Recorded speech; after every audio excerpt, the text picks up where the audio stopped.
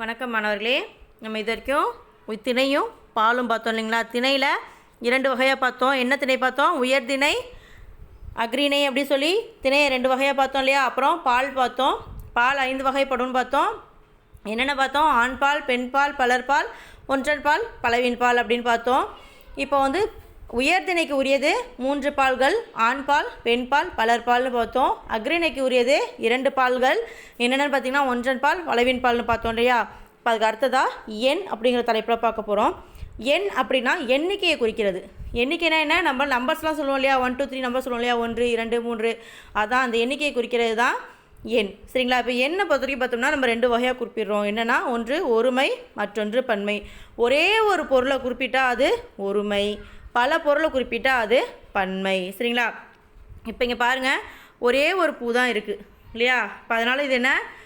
ஒருமை. சரிங்களா? நல்லா பாருங்கள், ஒருமைனா என்ன? ஒரே ஒரு பூவை குறிப்பிடுவது ஒருமை. அதுவே பன்மைனா பல வகையான பூக்களை குறிப்பிடுவது. இங்கே எவ்வளோ பூ இருக்குது பார்த்தீங்களா? அதான் ஒரே ஒரு பூவை குறிப்பிட்டால் ஒருமை, பல வகையான பூக்களை குறிப்பிட்டால் அது பன்மை. இது பூக்களுக்கு மட்டும் இல்லை, எல்லாத்துக்குமே வரும். சரிங்களா? எந்த ஒரு பொருளாக இருந்தாலுமே சரி, ஒரே ஒன்றை குறித்தா அது ஒருமை, பல பொருளை குறித்தா அது பன்மை. அடுத்ததாக பாருங்கள், இடம். இடம்னா என்னென்னா, ஒரு பொருள்கள் இருக்கும் இடத்தை குறிப்பிடுவது இடம். சரிங்களா? இப்போ இந்த இடத்தை பொறுத்த வரைக்கும் பார்த்தோம்னா நம்ம 3 வகையாக குறிப்பிடுறோம். என்னென்னா, தன்மை, முன்னிலை, படர்க்கை அப்படின்னு குறிப்பிடுறோம். கன்ஃபியூஸ் பண்ணிக்கக்கூடாது. சரிங்களா? திணைனா 2 வகைப்படும். ஒன்று உயர்திணை, மற்றொன்று அக்ரிணை. பால் அப்படின்னா 5 வகைப்படும். ஆண்பால், பெண்பால், பலர்பால், ஒன்றன் பால், பலவின் பால். எண் அப்படின்னா 2 வகைப்படும். ஒருமை, பன்மை. இடம் அப்படின்னா 3 வகைப்படும். அவை தன்மை, முன்னிலை, படர்க்கை. சரிங்களா? இப்போது இடம்னா என்னன்னா, இடம் என்பது பொருட்கள் இருக்கும் இடத்தை குறிப்பிடுவது. இப்போ இடம் பார்த்திங்கன்னா 3 வகைப்படும்னு பார்த்தோம். அது என்னென்ன பார்த்தோம்? தன்மை, முன்னிலை, படர்க்கைன்னு பார்த்தோம் இல்லைங்களா? இப்போது தன்மைனா என்னன்னு பார்ப்போம். தன்மைனா என்னென்னா, பேசுபவன் தன்னையும் தன்னை சார்ந்தோரையும் குறிப்பது தன்மை எனப்படும். சரிங்களா? இப்போ நான் பேசுகிறேன் அப்படின்னா நான் என்ன குறிப்பிடுவேன்? என் பக்கத்தில் இருக்கிறவங்கள குறிப்பிடுவேன். சரிங்களா? அதான் தன்மை. இப்போ தான் நாங்கள் இப்படி தான் சொல்லுவோம் இல்லையா? நான் பேசுகிறேன், நாங்கள் இந்த பக்கம் வந்தோம், இப்படிலாம் சொல்லுவோம் இல்லைங்களா? அதான் தன்மை. தன்னை பற்றி பேசுகிறது தன்மை. சரிங்களா? அடுத்ததாக என்ன பார்க்க போகிறோன்னா, முன்னிலை. முன்னிலைனா என்னென்னா, தனக்கு முன் நிற்போரை குறிப்பது முன்னிலை. இப்போ தன்மைனா என்ன பார்த்தோம்? நாங்கள்னு சொல்லுவோம் இல்லையா? நான் வந்தேன், நான் சாப்பிட்டேன், நாங்கள் சாப்பிட்றோம் அப்படின்னு சொன்னால் அது தன்மை. முன்னிலைனா எனக்கு முன்னாடி யார் இருக்காங்களோ அவங்க தான். சரிங்களா? இப்போ நான் சொல்லுவேன், நீ சாப்பிட்டியா, நீங்கள் வந்தீங்களா, இப்படி தானே கேட்போம். அப்போ அது என்னென்னா முன்னிலை. தனக்கு முன்னாடி இருக்கிறவங்களை குறிக்கிறது முன்னிலை. அடுத்து பார்த்திங்கன்னா படர்க்கை. படர்க்கைனா என்ன? தன்மை, முன்னிலை நீங்க எல்லாவற்றையும் குறிப்பது. அதாவது நாங்கள்னு சொல்ல மாட்டோம், நீங்கள்னு சொல்ல மாட்டாங்க. இப்போ இங்கே 2மே இல்லாமல் நிறைய பேர் இருப்பாங்க இல்லையா? அவங்கள குறிப்பிடுறது படர்க்கை. அதாவது இப்போ பார்த்திங்கன்னா, இப்போ அம்மா இருக்காங்கன்னு வச்சுக்கோங்களேன். இப்போ என்ன கேட்பாங்க? நான் சாப்பிட்டேன், நீ சாப்பிட்டியா அப்படின்னு கேட்பாங்க. அப்போ அம்மா அவங்கள சாப்பிட்டேங்கிறது சொல்லிவிட்டு நம்ம சாப்பிட்டோமான்னு கேட்குறாங்க.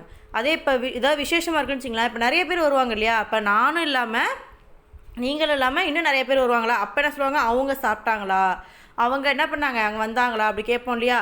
அதான் படர்க்கை. அதாவது தன்னையும் குறிக்காமல், முன்னிலையில் அது தனக்கு முன்னாடி இருக்கிறவங்களையும் சொல்லாமல், நம்ம 2 பேர் இல்லாமல் மற்றவங்களை குறிப்பிடுறது தான் படர்க்கை. சரிங்களா? அவர், அவர்கள், இவர்கள் இதெல்லாம் சொல்லுவோம் இல்லையா? அதுதான் படர்க்கை. சரிங்களா? புரியுதா? நல்லா கவனிங்க. தன்மை அப்படின்னா தன்னை பற்றி பேசுகிறது.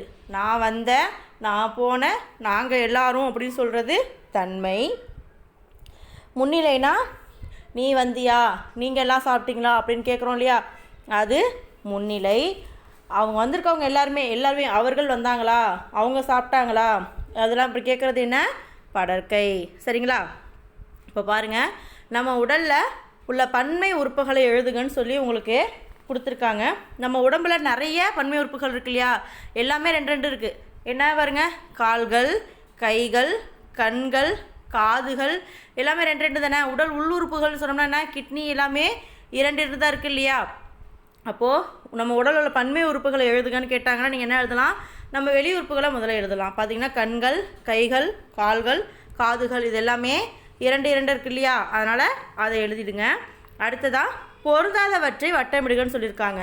இப்போ இதில் பார்த்தீங்கன்னா ஒருமை பன்மையில் கொடுத்துருக்காங்க. முதல்ல பாருங்கள் விரல், பாய், ரோஜாக்கள்.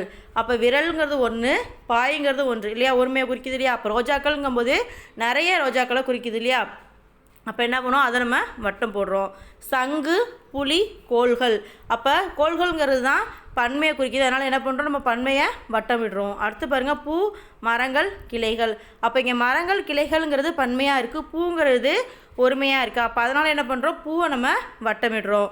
விதை, செங்கல், வேர்கள். அப்போ விதைங்கிறது 1, செங்கலுங்கிறது 1, வேர்கள்ங்கிறது நிறைய இருக்குது இல்லையா. அப்போ வேர்கள்ங்கிறத நம்ம என்ன பண்ணுறோம், வட்டமிடுறோம். சரிங்களா. இதை உங்கள் புத்தகத்தில் நீங்கள் எழுதி வச்சுக்கோங்க. நன்றி.